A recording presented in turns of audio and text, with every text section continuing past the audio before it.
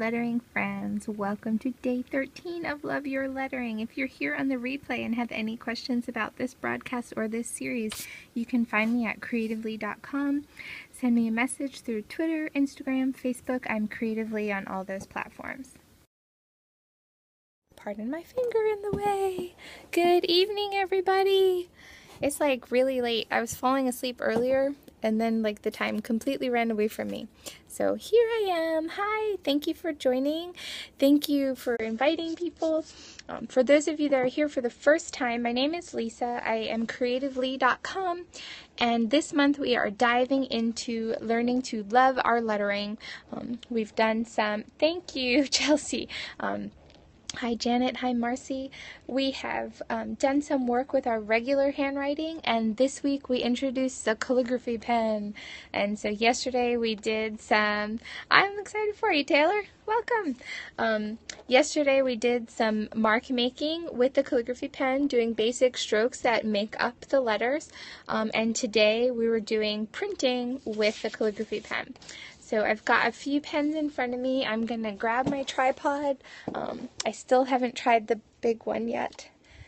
You're so behind. Don't worry. You can definitely catch up. I've been putting the videos onto of course they are on Catch, and then they're on the blog post that they correspond with. So hopefully it's fine. And this weekend I will definitely be asking for your grace if my posts go up late. I will be at the 2-to-1 conference in the Outer Banks, and so while I'm trying to get everything scheduled for while I'm away, sometimes those things don't work just the way I plan, and you know, it just happens. So hopefully we'll get a lot of instruction done before then. That way over the days. Oh, that's awesome. That's definitely awesome. I know that learning in person is definitely much better because you can see, I think videos are the next best thing. But if you can find local instruction, that is awesome because it will help you a lot. Catch.me/creatively is where you can find probably like my last 50-something Periscope broadcasts. I've been on Periscope since the end of May. So I'm somewhere like 115 broadcasts or something like that. But of course, Catch wasn't a player in the game until later on. So a lot of my first ones were not saved. But that's okay because they weren't really great. So if you are new to Periscope, welcome. This is an incredible platform for sharing. You bought a dip pen, Debbie? I was not going to show a dip pen during this. I did break out my parallel pen today because I do know that the markers don't always get that thin hairline that a dip pen would get. So the parallel pen is the next best thing, especially for me. I'm a lefty letterer. I've been doing my best to show you hand position for both left and right hand, but of course my natural hand is left. So parallel pen actually is a good option for lefties that want to move past a marker and are not quite sure about using the dip pen. So I hope you've brought your questions tonight, anything that you need a little extra help on from today's lesson, which was, well, it's not really a lesson, it's just assignment. It's just basic stuff. It's writing in print with a calligraphy pen. You're struggling with a Zig calligraphy pen. Is that washi tape? Oh, behind me? Yes, this is some of my washi tape. Oh, Alexis, welcome back. Yeah, that's some of my washi tape. I'd like to say that's all of it, but it's not, and I almost bought more today because Pick Your Plum had some on there. But I do use it. I used almost 2 whole rolls on the notebook for this. Does the kneaded eraser dry out? I've never had that happen, but then again, my children usually steal my kneaded eraser, and so I'm lucky if I get to use the whole thing for myself. I just had bought a new one last month, and I think one of the little ones thought it was chewing gum. I don't know. That's a problem. Okay, so I have a few pens in front of me to show you samples tonight. Hopefully you've brought your questions. If you're new to this broadcast, that's what we do. This is just a chance to chat Oh, that's awesome. Snail mail, there's like an email is great, but there's nothing that replaces snail mail. And when you start diving into envelope art, it's really, really fun. It's fun to give and it's fun to receive also. It is a dying art though, but I'm all for the dying arts. I'm also a knitter and a spinner. So yeah, I like embrace a lot of that. And I think that Periscope has been just a great jumping off point for lots of people to be able to share those things in ways that we weren't able to on other platforms with just photo based or stuff like that. The video has been a great chance to connect and to have you guys ask the questions. That way I can answer them as you ask, which has been wonderful. So I'm going to go ahead and flip the camera, pop you into the tripod, and put some scrap paper in front of me and work with some pens. That way, if you've got questions, yeah, I love it too, Robin. This has definitely been a big growing point for me. I've been a blogger for almost 10 years, but it wasn't until Periscope that I really connected with those that were reading my blog. So this has been just an amazing opportunity. What should you purchase to start learning lettering? It really depends. It depends on what your budget is, because of course there is a whole long list of supplies that I recommend that I use for lettering, but it's a very comprehensive list, and you certainly don't need everything that's on there just to get started. In fact, yesterday I showed you that you could tape 2 pencils together to get started on broad nib calligraphy. It's a great way to practice before you go ahead and invest in pens. And what I've been trying to do on these nightly broadcasts is to kind of show you samples with various different pens so that you can see some of the different ones that are out there, because it can be frustrating and it can be really expensive to kind of try them all, finding the one that's good. What do you need when we do the brush pen? The Tombow Fudenosuke, which is linked on the Do You Want to Learn Lettering blog post, is a wonderful, wonderful pen. It's inexpensive. I believe it's under $4. If you can find that on, I think I linked to it on Amazon. Jetpens.com also carries them, or directly through Tombow. I did see on Tombow's Instagram that they may be sold out of that specific pen for a little while, and if that's the case, there are a couple of other options for brush calligraphy. For the brush pen, the Pilot sign pen with the brush tip. Oh, good. I'm hoping that the links, even if it helps you just to see the product so that you can also look for it locally, that's what it's for. Does my hand smudge calligraphy? Yes, it does. Sorry, I'm trying to reach for things while still chatting with you guys. So another brush pen option is the Pentel sign pen with a brush tip.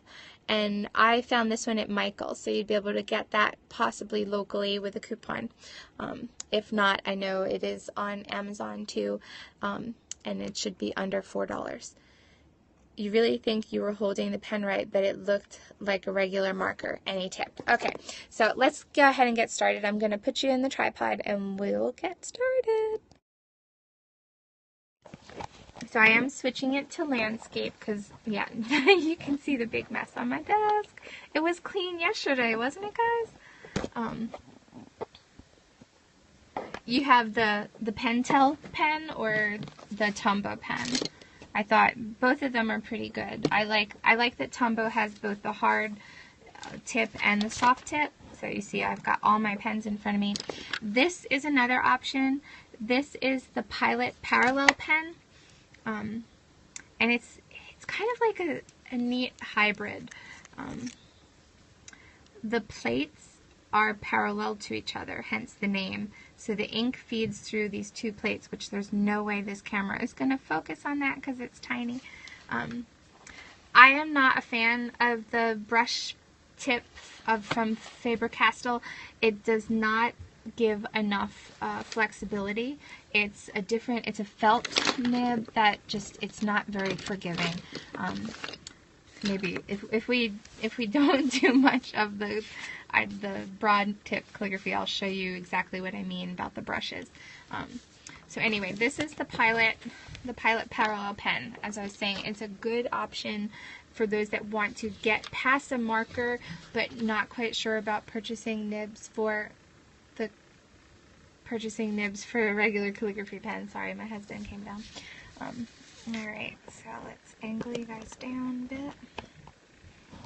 I'm not sure what he was shaking his head at. I must have forgotten to do something. Oh, I was supposed to go grocery shopping. That's but instead I'm here. Okay, so the problem that you have with most dip pens, if you're lefty, I don't know the Japanese characters, but it is beautiful. The problem with a dip pen if you're a lefty is that you can't push the pen and have the ink draw out. But with the parallel pen, there's a little bit of flexibility and you actually can push the pen and still get the ink out, which is why I really like this as kind of a bridge between a marker and a regular calligraphy pen. Sorry. So yesterday we did the different strokes. This paper just, the ink bleeds right through. This is just, you can use, they've got ink cartridges, and then they also have a refillable option, and you can put color right into the barrel. I've put watercolor in there before. So that's the parallel pen, and I'll put a link to that at the bottom of today's post. And this was a 2.4 millimeter. It's a good one. It's not too broad and not too fine, so you'll be able to see the thicks and thins. And this is not good lettering paper. The weave of it is letting the ink bleed and feather too much. So that's a good one if you're a lefty. For right-handed, of course, all the pens are made for you guys. All right. So let's see. This is the EK Tools calligraphy pen. It's a dual tip. It's got a 3.5 millimeter and a 2.0 millimeter. And this one I know I saw at Target earlier today. And so we talked about just doing print. So this would be italic, and we're going to cover that tomorrow. But today we were just talking about printing and how holding the pen while you're printing with a calligraphy pen can still, it can make it look pretty. And the trick was keeping the pen at the same angle. So the broad nib is actually at a 45-ish degree angle to the lines that I'm working on. So you can just get that type of... You can also work with the pen straight so that the nib is parallel to the guidelines.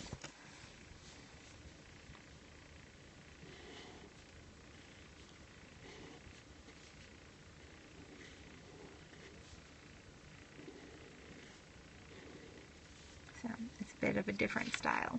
So all I did differently was change the angle of the nib. So where the top one had it at an angle that was going like that, this bottom one, I just had to curve my hand a bit to change the position, because like I said, you don't want to twist the pen in your hand when you're using the broad nibs. You'll miss the effect that you're going for. You just want to keep the pen in the same position for the whole stroke and just move your hand or your arm. Does the pen scratch the paper up?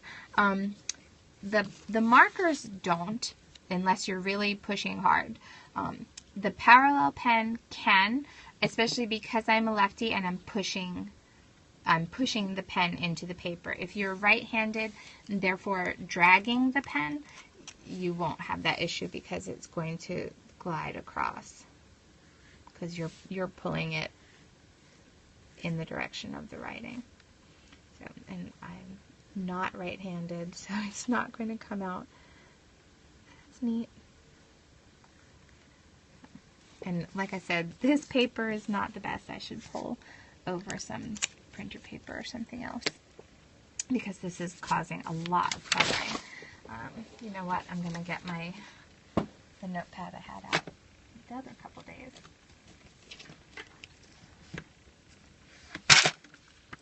when I attempt to clean up a bit, I end up missing stuff.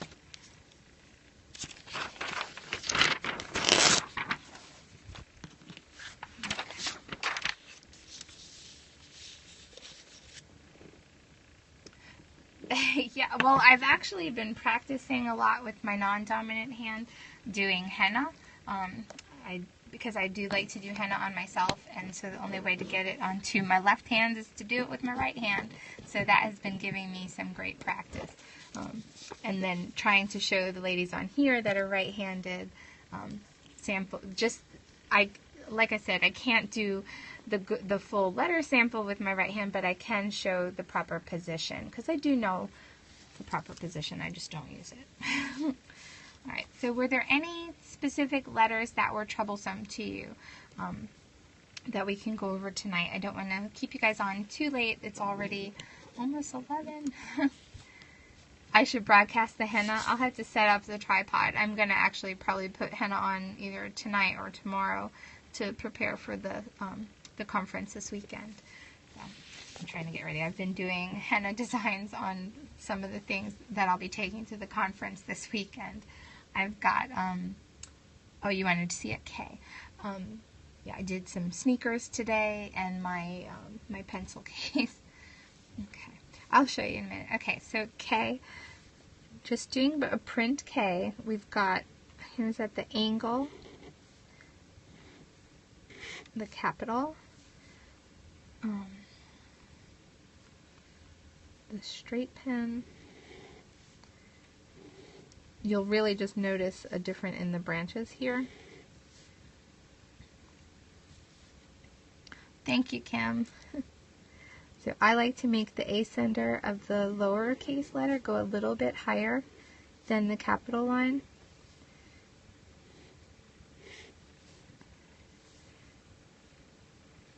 Oh, I'm supposed to be doing the straight letter. Okay, so there's just regular print Ks, and now tomorrow we'll talk about italics, where we're going to add some movement to those letters. I'm sure that's what you're waiting for. You want to see that. But, oops, sorry. I'm sorry. I tipped the tripod. Can I do a W? Yes. Okay. So the W I kept on my sample page. I was trying to do families of letters. Are you turning the angle to make the K thick? No, it's actually the same angle throughout the whole thing. Excuse me. So with a W, like if I'm starting straight, I'm going to diagonal down, diagonal up, diagonal down, diagonal up. The pen is maintaining that same angle to give you the really broad letter, but then your hand moves with it. So if I was doing it with the pen at a slant, it's going to be down. It's going to be a finer hairline, even though this is not exactly hairline because it's a marker, and then down, and then up again. So you'll end up getting the upstrokes get to be thin, and the downstrokes are broad. And the lowercase and the capital are very, very similar.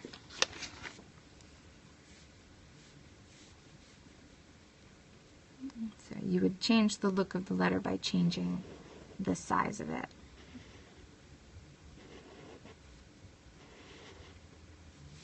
And how you find out what's a good size for the pen that you're using, you would make the checkerboard grid, and about 5 nibs high, and the nib is the point of the point of the pen, or the tip of the pen.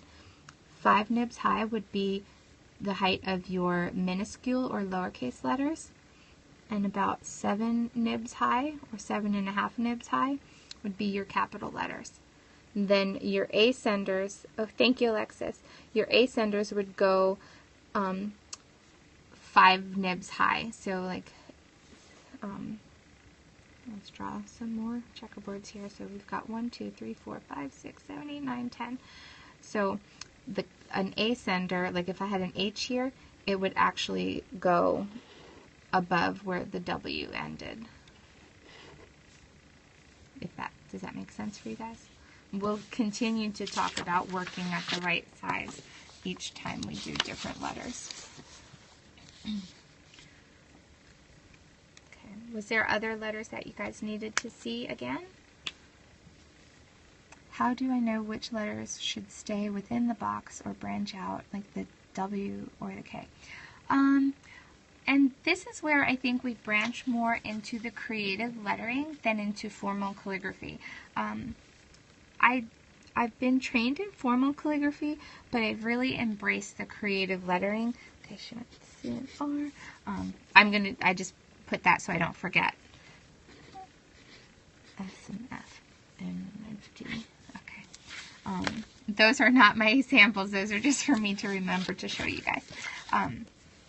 So yeah, with what stays in the box and what goes outside the box, it's adding flourishes and kind of going into the realm of creative lettering, which is really what I'm pushing more towards this month, is creative lettering more than formal calligraphy.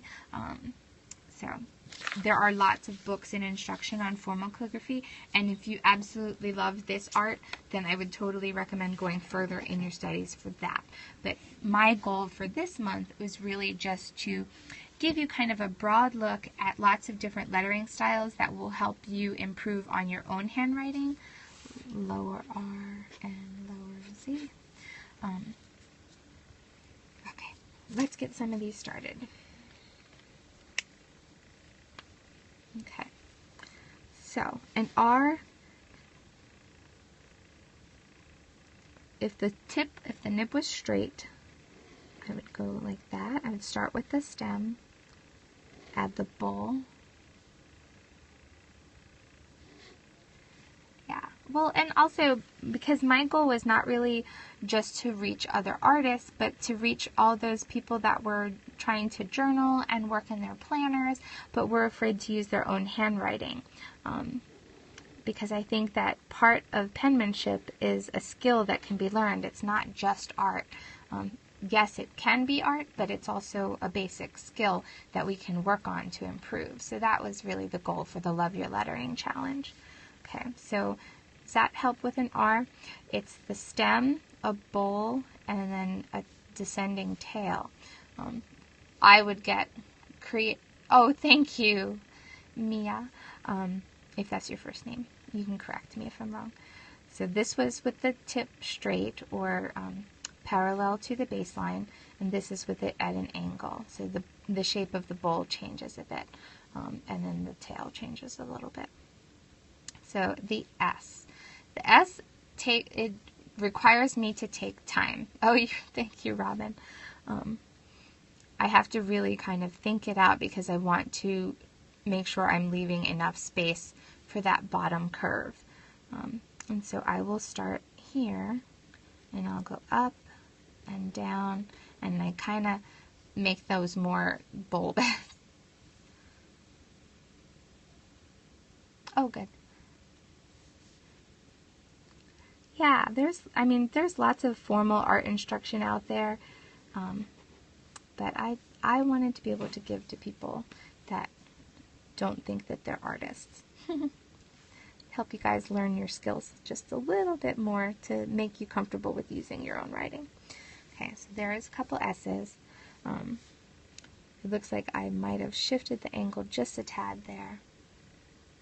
Yeah, it does. It does take a bit of practice, and really this was just an exercise to help you to recognize the shift of that angle, because most of the time you're not going to be doing straight printing with a calligraphy pen. You certainly can because it's a pretty look, but most of the time you're going to end up doing an italic looking letter, which is what we'll talk about tomorrow.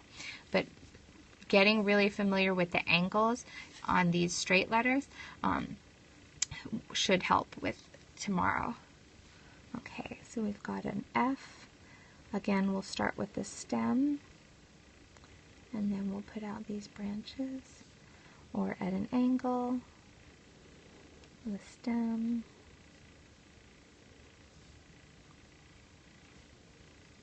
the D,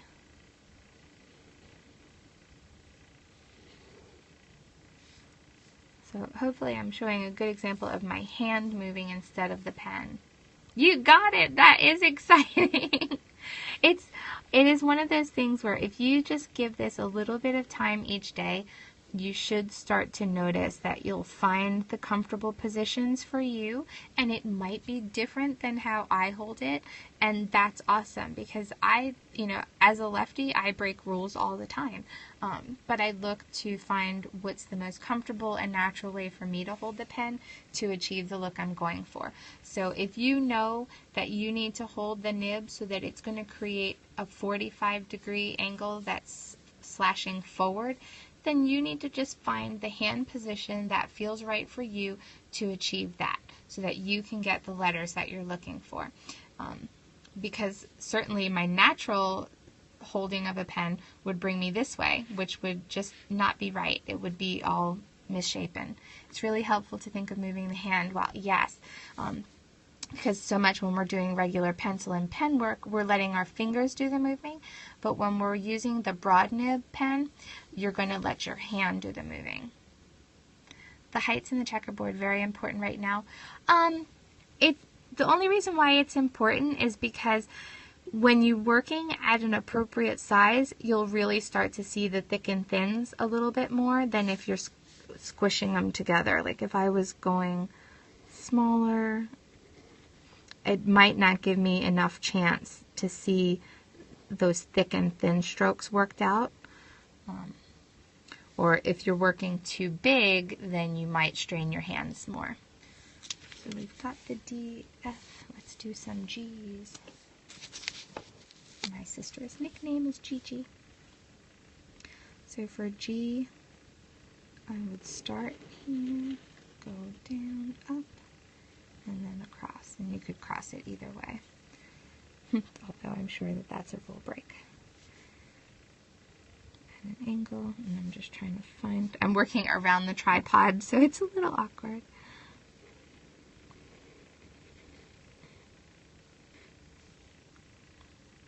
So that would be the slanted tip. This would be the straight tip.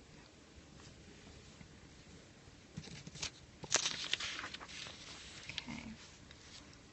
Do a lowercase r and a lowercase z.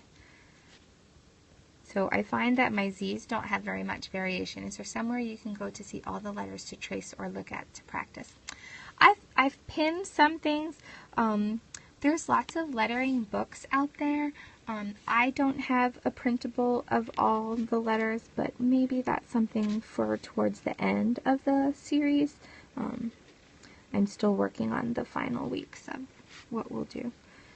Okay, so there's the R, and I should have worked a little bit bigger on that so you could really see it.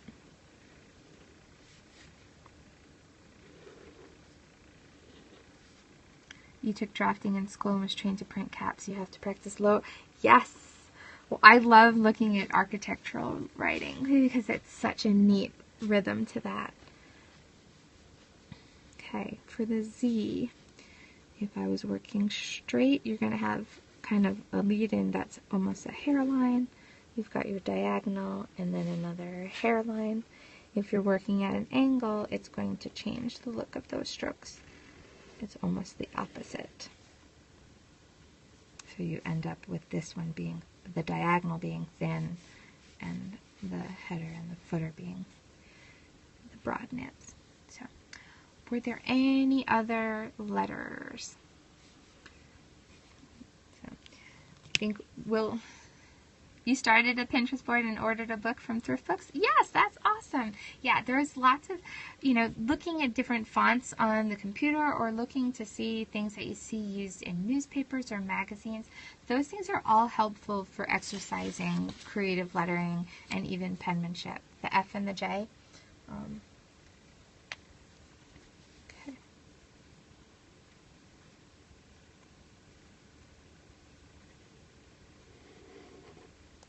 So The F and the J are just inverse of each other, which is why I put them on the same line in my practice paper.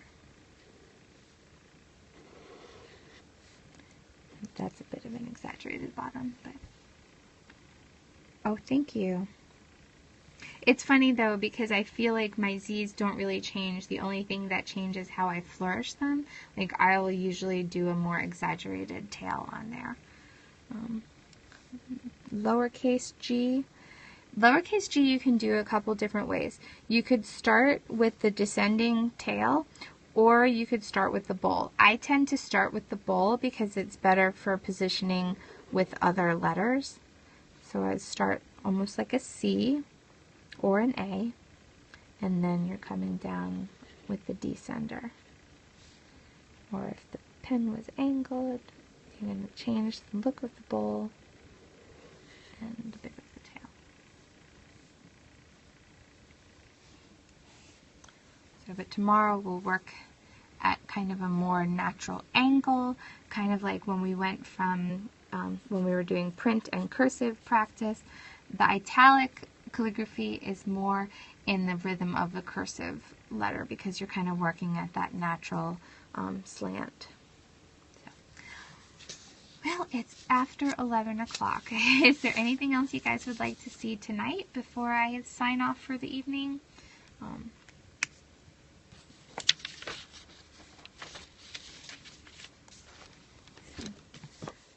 Let's see if I have any other paper. Oh, the parallel pen. It does help watching draw.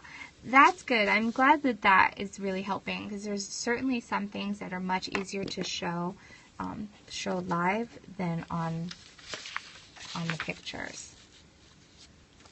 So here's the parallel pen again, now that I'm working on smoother.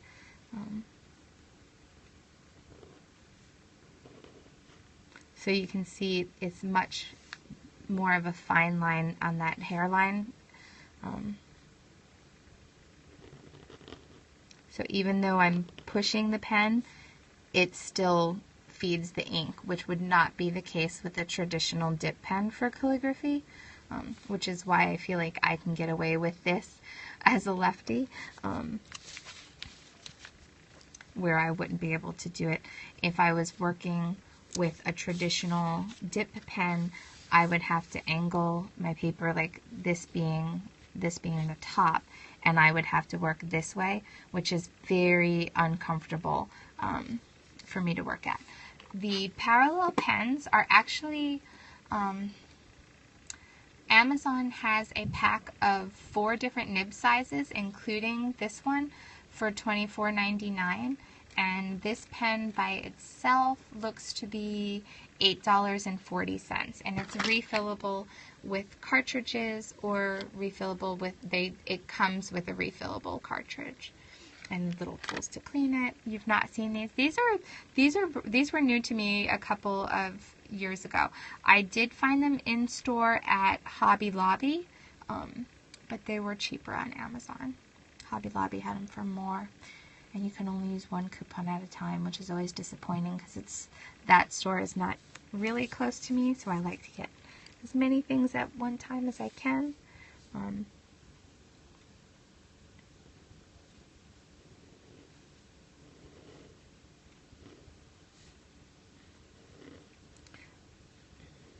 But it definitely is a good pen to bridge between marker and dip pen, especially if you're a lefty, because a lot of these motions,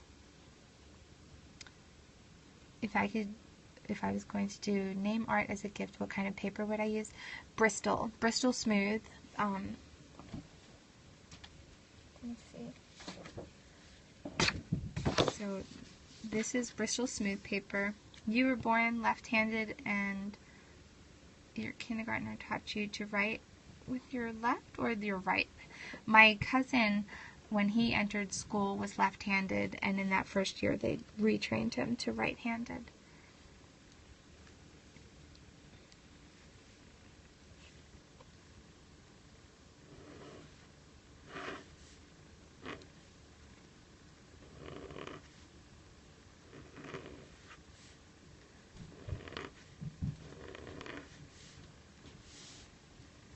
So the Bristol Smooth paper doesn't feather the ink. It's a more compressed cotton, so you keep all the sharp edges, where on here, this thinner paper, it's a wider weave.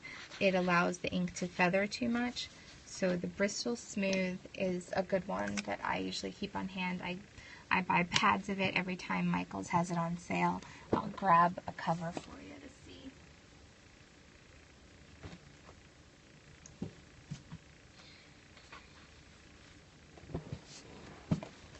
So this is a brand that I use often. Bristol Smooth. I don't like the Bristol Vellum because it's too rough for my lettering. It has too much tooth to it. And I usually get all different sizes whenever they're, oh, okay. You'll have to try it and see if it does come back to you naturally. See, and it's funny, I write left-handed, but I'm dominant right-handed. So I cut, I bat, all that kind of stuff with my right hand. Yeah, scratchy bothers a lot of us. But unfortunately, as a lefty, me pushing the pen, a lot of times I do scratch the paper, and I can't avoid that. I mean, I could, but it would be completely uncomfortable. I do not like changing the orientation of the paper. It's just a peeve of mine. So that's all we have tonight, I think. Tomorrow we'll do the italic calligraphy, which is a little bit more of the style that you're probably used to seeing with a calligraphy pen. So we'll talk about that some more, and I'll be on tomorrow night to show you, because I'm certain that that will be easier to show than to try to explain through pictures and type. So if you have any questions, show us some examples that would be good for framing. Yeah, especially as we continue to work through the month, especially the weekend assignments, when I have you looking for different inspiration and lettering out quotes. That is kind of exercises to bring you to lettering that would be suitable for framing and things like that. It'll help you to kind of push the limits and look for ways to combine different lettering styles and things like that. So at least that's my intention as the month goes on. Yeah. And so I'll probably scope sometime some of the word art and stuff that I'm doing, but those will probably be during the day at some point, and probably not this week because I need to pack for the conference. Thank you all for being here. Thank you for the hearts. Thank you for the shares. You guys have been really wonderful. Hard to believe that we're almost halfway through the month. It's crazy. Yes, creative lettering for journaling. I do some creative lettering in my journaling Bible, and I know that there's lots of people that have been following along that also use a journaling Bible. So hopefully this helps them to use their own writing, not necessarily always having to rely on stickers or stamps, but to find ways to use their own handwriting in them, because your handwriting is part of your legacy, and it's really important to pass that on. So that's all I have for you guys tonight. I will be doing a packing video. I was decorating my pen case today. I'll show you what I've been working on. This is part of I call it procrastination. I have so much to do that all I want to do is art. And so I found these, and my good light is on my little desk. I found these sneakers on the clearance bin at Hobby Lobby because they have this neon paint was smudged on it. So I did some henna style art on there oh, thank you. So I like to incorporate words of affirmation in my henna. So this one says choose joy. Oh, procrastination. Yeah, it's unfortunately my motto. And this one says hope. So those will be my shoes for some of the conference. And if you followed me on Instagram, you saw my pencil case today. This is actually a passport and document holder from Amazon, and it had the brand screen print on there. I was able to remove that with acetone, and then I did my branding on top of it. Thank you, Kim. And then I couldn't leave well enough alone, so I added a henna style doodle on that too. Thank you. I'm really, really happy with them. because I have like a ton of pens to pack, so I wanted to be able to do it in a way that was neat, so that when I sit down at the tables at the conference, I'm not pulling out my huge pen bag with 67 pens. So yeah, tomorrow I will be packing, so hopefully I'll be able to get on during the day with some packing periscopes. I'm going to have to break it into different parts because I have like clothing that I'll be packing, like the health and toiletry stuff that I'll be packing, and then of course my planner and my notebooks and my pens. So I'll have to do probably 3 different scopes at some point tomorrow, and then get on here at night to chat with you guys about the lettering. The conference I'm going to is the 2-to-1 conference. It is for Christian homeschool social media. It's an incredibly tight niche. But the network is beautiful. We are a mixed schooling family. We have some public schoolers and some homeschoolers, but the connection that I have with the women that are in the 2-to-1 network is just something that I could never walk away from that connection, because the encouragement that I receive there is just wonderful. It's a good conference for anyone who wants to use their social media presence to further the kingdom of God, whether you homeschool or not, what homeschooling looks like. Because I think that even those of you that send your kids to public school or private school, there is a bit of there's a lot of discipleship and teaching that you do as a parent. So I think a parent is always the primary teacher. How do you get info on that conference? It is the numeral 2. Let me write it out. So 2-2-2-2-1.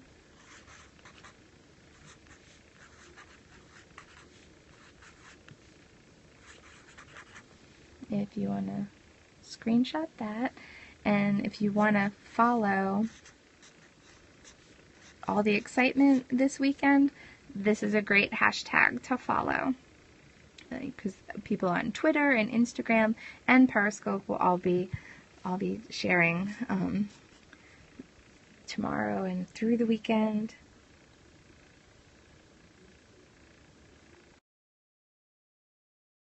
Thank you guys for being here. Sorry for the mess. So have a great night. I will see you all tomorrow. Thank you so much for joining in. Thank you, Sarah. I will talk with you all tomorrow. Yes, based on the Titus 2 principle. It is based out of Titus 2. That's exactly where it comes from. That's the other reason why it has a big piece of my heart, because I have a great burden for a Titus 2 ministry. I'm glad that you came to me. It was very nice to have you here. Thank you. All right, guys. I will see you tomorrow. Have a great